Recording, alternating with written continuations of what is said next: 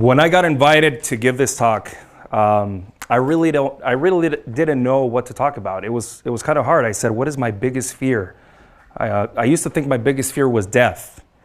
I thought my biggest fear was losing my parents or losing a loved one. Right now, my biggest fear today, which I'm not going to talk about, but I noticed that my biggest fear was being almost last to speak.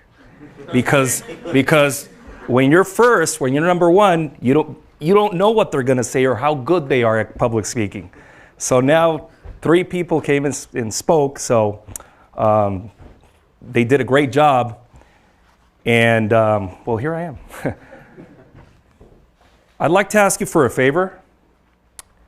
Please close your eyes for a couple of seconds, 5 seconds max, and think about that moment, one joyful moment when you were a child. Any moment, any age. Just close your eyes and think of that.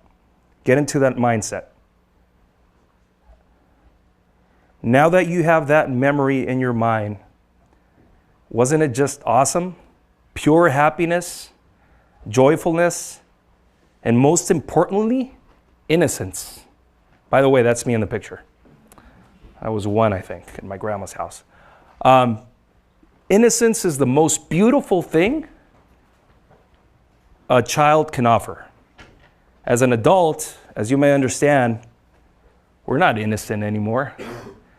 We've lived so many emotional experiences, so many good things, bad things, positive, negative in your life that you learn, and you program your mind to forget about what it feels like to being a child. Science says that a child's brain, and it's scientifically proven, a child's brain has the same capability to think as an adult. Decision-making, judging, feelings, anything that triggers an action has the same capability.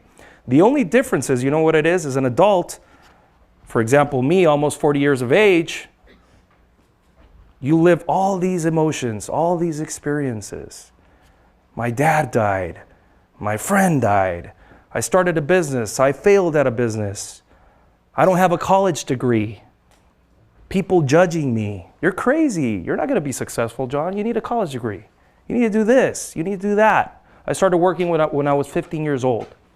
The difference between a child and an adult is a child doesn't worry about what other people are going to think. A child would be here jumping up and down and wouldn't be trembling like me right now. You probably don't notice it, but I'm dying here. A child doesn't care. They don't know what judgment is. When I was sitting right there for the past hour and a half, I was looking, I identified every face in the room so I can get into my comfort zone. That's what I was doing. I was nervous as hell. And I was looking at everybody to see what everyone is thinking and what everybody's doing. That is exhausting. Why does that have to happen? I was thinking about bailing out today and saying, you know what, I gotta go. I can't give a speech. I'm too scared. But that's because I forget that every one of us, in this case me, still has that child within, and we can still make it shine. One other thing a child has that many of us adults don't. We trust our instinct and we trust others. In this case, in this picture, I was trusting my mom. And I don't want to get too emotional right now. But we learn how to trust because we never perceive any negativity from somebody else until we live it like an adult. And a mom at 2 years of age, all she can offer is love. I don't care what social economic situation, status you're in, whether you're rich or poor, or you don't have any shoes, or you don't have any food on your table, whatever, a child always trusts their parents. Love. When you're an adult, you sometimes forget how to accept love, how to be loved. Sometimes you think you're all that. You're egocentric, you stand tall, you point your nose up, and you say, I don't need to be loved, I can do it all by myself. The reality is, when you go if you're successful during the day, you go to bed at night, you suddenly realize you need to be loved. You need somebody else. It's not true that you can only believe in yourself. You need support. You need love from others. So when you're a child, you learn how to love. Everything that surrounds you is love and protection, and you accept that you're a lovable being. Joyful. That's me in kindergarten. I used to have hair. A lot of hair. I was a joyful kid. I mean, everything made me happy. Everything that surrounded me. I mean, I used to just, walk in the park, or my dad will let me build a pond, shovel to make a pond in my backyard. Anything would make me happy. And when you're an adult, you're always pursuing happiness. You're always thinking, what can make me happy? Go jogging, go surfing, traveling. But you never really find that true happiness. You're always just looking for it. Just like the Will Smith movie, Pursuit of Happiness. I love that movie. I don't believe in the pursuit of happiness. I believe we're already living it. Even if you're going through tough times, hard times, whatever, we already have happiness surrounding us. Just right now, this makes me happy, being on TEDx. I mean, it's awesome. If you look around, when you leave today, look at parks, look at streets, shopping malls, whatever. There's kids all around the place. They're happy beings. They're not judging. They're being authentic. As adults, we forget to be authentic. We want to please other people. We worry about what we're going to say, how we're going to look, how we're going to act, everything. And I'd like to ask you to stop that. Just stop it. It's not worth it.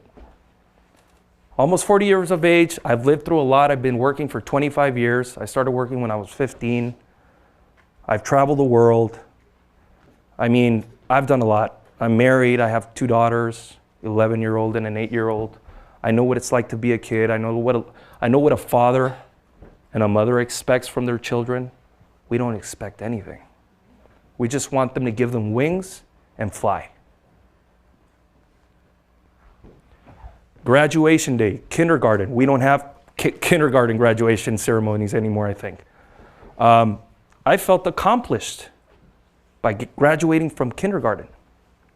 When I was 21, 22, the normal age when a person feels accomplished by graduating from college, everybody was graduating from college except me. I was working. And I was having fun, and I was partying, and I was all that. I tried to go to college twice. I moved to Boston. I lived in Boston for about 6 years. I went to Harvard, actually. I'm a dropout from Harvard. Out of those 6 years, it took me 6 years to get to 3 years of study, because I would come back to my business. I was already married with the kids. My dad died, so I was going back and forth. Once, for a semester, I was traveling from San Diego to Boston every week because I wanted to feel accomplished, that I was going to get a college degree. I wanted to please everybody. So I would go back and forth every week, leave Sunday nights, red-eye flight, get to Boston 6 a.m., 7 a.m., first class at 11 a.m., and come back on Tuesdays. It was crazy. Everybody thought I was nuts. I was exhausted. I was getting sick. I was unhealthy. Jet lag here, jet lag there. I wasn't getting any sleep. And everything, all that sacrifice I was doing, all that traveling was because a lot of people that mean a lot to me would say, you have to finish what you started, John. And that's true. But it's only true if you finish what you start because of you. Not because of any of you. Not because of anybody else. Because you want to finish it. Don't let surrounding voices, little voices, tell you what to do in life, what you guys are students, what you should study. If you should study or not, probably you just want to work your ass off. And that's fine. That's what I did. And here I am. Anybody can feel accomplished in anything they do just by waking up in the morning. That's me right there on Christmas Eve in an orphanage in Mexico, in Mexicali, Baja. That's me being a kid. That's me being a child. That's me being happy. I was playing with these kids, these orphans, and it just made me so overwhelmingly happy just to play with them. Football. You know, it's just incredible what you can do to others. And that's feeling accomplished. That's an accomplishment for me. You know, being able to spread the word, being able to participate in kids' play. I love playing with my children, with my daughters. I mean, I look like a kid myself, you know, throwing myself in the mud, playing ball. Yesterday, my rib is hurting right now. Yesterday, I was skateboarding with him, and I fell. And just because I wanted to save my coffee mug that I have in my hand, I fell and I hit my rib cage, and it was like, oh man, at 40 years old, that hurts. It's different. I used to be able to ollie and everything, but not anymore. So that picture is very important for me because it's a way of saying, you know what, it doesn't matter what age you are, you still have that child within. Just don't lose it. That's me going to school with my daughters in the morning. I take her to school. They go to Sacred Heart in Coronado. We always take selfies. We have a selfie stick, by the way. I forgot it. They wanted to be here today, but I thought it wasn't probably a good idea. But there they are. We're making faces. That's me when I'm with my daughters, when I'm not working. That's just me. I just go nuts. I feel I'm a kid again. They laugh at me. They're like, oh, Dad, don't make that face. I mean, it's beautiful just to be a child with them. That's me right now, a couple of months ago, Lake Cuyamaca. That picture symbolizes a lot of who I am and who I would like you guys to be, if God permits. Just the only thing I would ask before I finish up this speech is, at the beginning I asked you to close your eyes and think of that child, that joyful child you were, or that experience you lived when you were younger, when you were a child. Every day do the same thing. Don't try to please everyone. Please yourself, and first of all, love yourself, believe in yourself, and mostly be authentic and never lose the child within. Thank you.